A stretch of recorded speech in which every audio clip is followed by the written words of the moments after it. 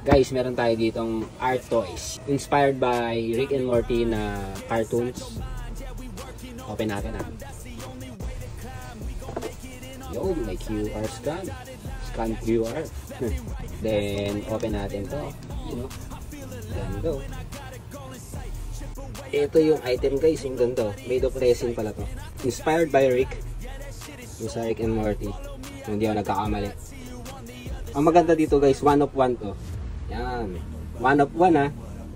Nag-iisa lang mga idol. 2 colorway yata yung ginawa ng artist dito. Isang matte color at isang itong shiny. At yung pinili ko yung shiny. Maganda kasi. 1 of 1 yan no. May perma pa ng artist. Hey! Rick and Morty. Ganda ng pagkakagawa. Tapos syempre guys, may base din siya. Ito. Ganda. Dito nagte-teleport yata sila eh. Sa palabas. Pero di ako nanonood doon eh. Nakikita ko lang.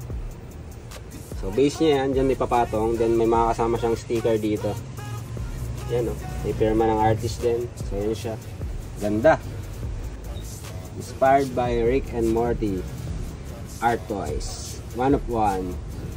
With artist sign. Hey. Angas o. Sheesh.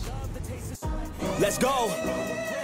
Time to grind, get inside your mind. Yeah, we working overtime. That's the only way to climb. We gon' make it in our prime. Signing on the dotted line, cashing checks left and right. That's the way I'm living life. I feel